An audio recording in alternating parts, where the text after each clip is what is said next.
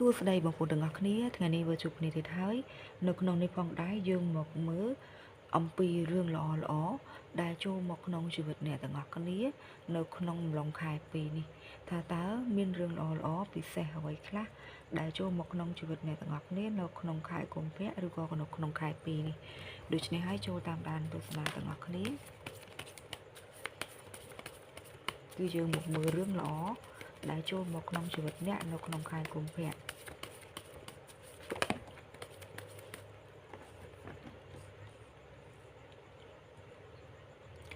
សូមស្លឹកកាតតែចំនួន4ស្លឹកទេបងប្អូនទាំងអស់គ្នាឥ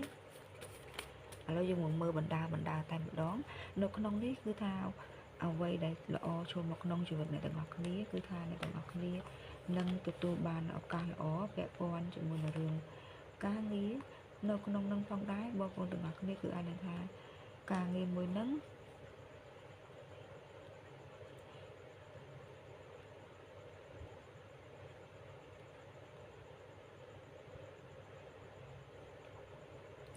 បងប្អូនទាំងអស់គ្នាអាចនឹងមានការចាប់ផ្ដើមធ្វើការងារថ្មីឬក៏មុខរបរថ្មីសម្រាប់ខ្លួនឯងអាចនឹងបងប្អូនទាំងអស់គ្នាខ្លះទៀតមានការបើកគម្រោងក្នុងការបើកហាងថ្មីខ្នាតតូចមួយសម្រាប់បងប្អូនទាំងអស់គ្នាផងដែរដូចនេះហើយនៅក្នុងនឹងអ្នកទាំងអស់គ្នាក៏មានការទទួលខុសត្រូវទៅលើការងាររបស់បងប្អូននឹងផងដែរ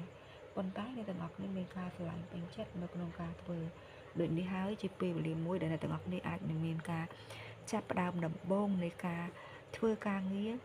ឬក៏គ្រោងការថ្មីរបស់បងប្អូនទាំងអស់គ្នានៅក្នុងអំឡុងខែកុម្ភៈហ្នឹងដូច្នេះហើយគឺថានៅក្នុងអំឡុងខែកុម្ភៈនេះអ្វីដែលល្អសម្រាប់បងប្អូនទាំងអស់គ្នាចូលមកនឹងគឺថានឹងមានការងារថ្មីចូលមកក្នុងជីវិតអ្នកហើយអ្នកទាំងអស់គ្នានឹងមានការចាប់ផ្ដើមមុខរបរថ្មីការងារថ្មីរបស់បងប្អូនទាំងអស់គ្នាទោះបីជាមានវិរៈនៃការទទួលខុសត្រូវយ៉ាងណាក៏ដោយប៉ុន្តែវាជាការងារដែលអ្នកទាំងអស់គ្នាស្រឡាញ់ដូច្នេះហើយអាចនឹងមានការបង្កើតការងារថ្មីសម្រាប់ខ្លួនឯងនៅក្នុងខែកុម្ភៈហ្នឹងតើមានអ្វីល្អចូលមករកអ្នកទាំងអស់គ្នានៅក្នុងខែកុម្ភៈទៀត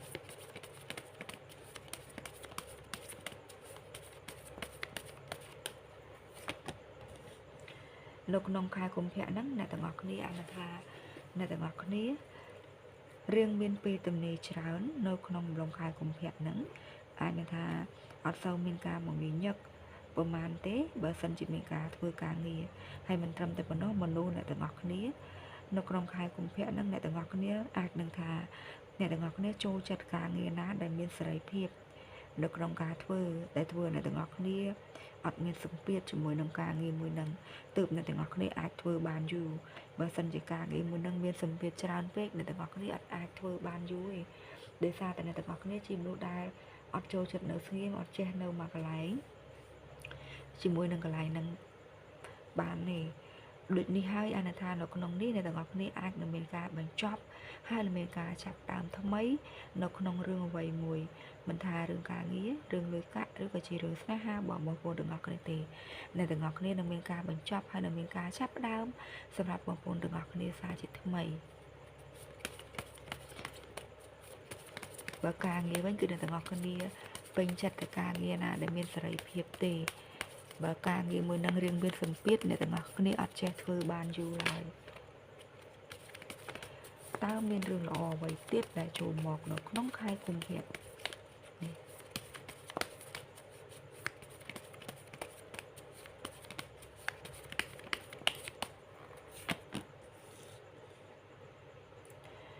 សម្រាប់រឿងល្អដែលចូលមករកអ្នកទាំងអស់គ្នានៅក្នុងរងខែកុម្ភៈនឹងផងដែរអានថា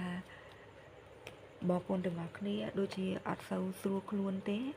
ខ្លួនអ្នកទាំងអស់គ្នាផ្ទាល់គឺដូចជាមិនសូវជាសប្បាយចិត្តអត់សូវមានកម្លាំងកំហែងនៅក្នុងខ្លួនប៉ុន្មានទេបងប្អូនទាំងអស់គ្នាខ្លះទៀតអាចនឹងថាមានការឈឺមានបញ្ហាសុខភាពកើតឡើងផងដែរដូច្នេះហើយចូលប្រុងប្រយ័ត្នផងបងប្អូនទាំងអស់គ្នានៅក្នុងខែកុម្ភៈហ្នឹងពីព្រោះនៅក្នុងហ្នឹងមិនមែនសុទ្ធតែរឿងល្អចូលមករកអ្នកទាំងអស់គ្នាទាំងអស់ទេវាមានលេីឡំគ្នាមានបញ្ហាមានឧបសគ្គក្នុងនេះគឺអាចដឹងថាបងប្អូនទាំងអស់គ្នា អាចនឹងថាមានមនុស្សលបធ្វើបាបបងប្អូនទាំងអស់គ្នាផងដែរដូចនេះហើយធ្វើឲ្យទាំងអស់គ្នាមានការចុះខ្សោយនៃកម្លាំងកាយនៃកម្លាំងចិត្តរបស់បងប្អូនទាំងអស់គ្នាខ្លាំងមែនទែននៅក្នុងអំឡុងពេលហ្នឹងដូចនេះហើយធ្វើបងប្អូនទាំងអស់គ្នាត្រូវការពេលវេលាដើម្បីសម្រាកដើម្បីមើលថែខ្លួនឯងច្រើនអ្នកទាំងអស់គ្នាអាចនឹងថាមានគេធ្វើបាបលបធ្វើបាបបងប្អូនទាំងអស់គ្នាជាហេតុធ្វើបងប្អូនទាំងអស់គ្នាអត់ចង់តតាំងជាមួយនឹងមនុស្សទាំងអស់ហ្នឹងទេដោយសារតែពេលវេលាហ្នឹងអ្នកទាំងអស់គ្នាមានកម្លាំងចុះខ្សោយអ្នកទាំងអស់គ្នាអត់មានកម្លាំងគ្រប់គ្រាន់ក្នុងការតតាំងជាមួយនឹងគេទេដូចនេះហើយធ្វើបងប្អូនទាំងអស់គ្នាមួយចំនួនរឿងមានធម៌ពលហត់នឿយឬក៏រឿងមានការអស់កម្លាំងច្រើនជាមួយនឹងបញ្ហាដែលចូលមកដូចនេះហើយអាចនឹងថាបងប្អូនទាំងអស់គ្នាគឺអាចនឹងមានការចោះចាញ់ជាមួយនឹងរឿងអ្វីមួយដែលកើតឡើងសម្រាប់អ្នកទាំងអស់គ្នានៅក្នុងអំឡុងពេលហ្នឹងអ្នកទាំងអស់គ្នាអត់ចង់តបតអត់ចង់តតាំងជាមួយនឹងបញ្ហាទាំងអស់ហ្នឹងទៀតទេអ្វីដែលសំខាន់គឺអ្នកទាំងអស់គ្នាចង់សម្រាប់ព្យាបាលខ្លួនអ្នកទាំងអស់គ្នាឲ្យមានភាពធូរស្បើយឡើងវិញសូមមកត្រឡឹកទៀតថាតើមានរឿងល្អអ្វីទៀតចូលមករកអ្នកនៅក្នុងខែកុម្ភៈ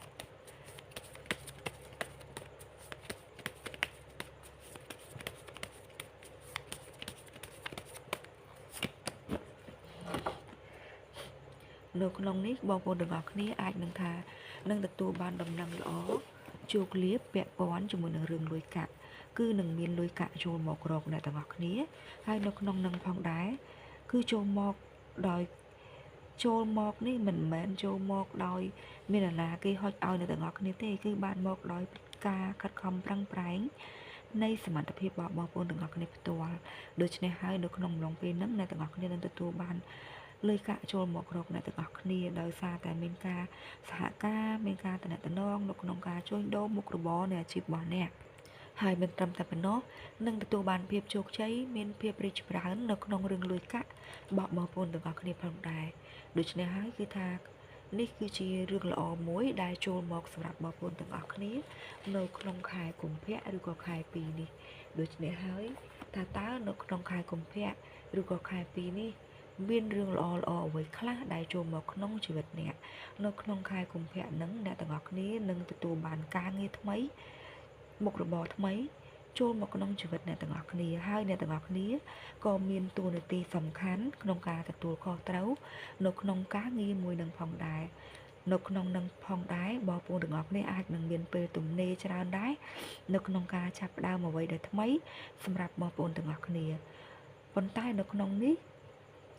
អារម្មណ៍បងប្អូនទាំងអស់គ្នាឬក៏ធម៌ពលបងប្អូនទាំងអស់គ្នាផ្ទាល់អ្នកទាំងអស់គ្នាអាចនឹងមានការចុះខ្សោយខាងផ្នែករាងកាយខាងផ្លូវចិត្តឬក៏ផ្លូវអារម្មណ៍របស់អ្នកទាំងអស់គ្នាដូចនេះហើយអាចនឹងថាអ្នកទាំងអស់គ្នាពេលខ្លះត្រូវការពេលវេលាដើម្បីព្យាបាលខ្លួនឯងច្រើននៅក្នុងអំឡុងពេលហ្នឹងហើយសម្រាប់រឿងមួយចំនួនទៀតអានថាមនុស្សខ្លះទៀតអាចនឹងមាននរណាម្នាក់ចង់ធ្វើបាបអ្នកទាំងអស់គ្នាពីក្រោយខ្នងដែរដូចនេះហើយចូលប្រុងប្រយ័ត្នផងដែរដូចនេះហើយយ៉ាងណាក៏ដោយចង់ឲ្យអ្នកទាំងអស់គ្នាប្រុងប្រយ័ត្នចំពោះខ្លួនឯងឬក៏ចំពោះសត្រូវរបស់អ្នកទាំងអស់គ្នាបើសិនជាគេមានបំណងមិនល្អមកលើអ្នកដូច្នេះហើយនៅក្នុងនេះគឺអាចថា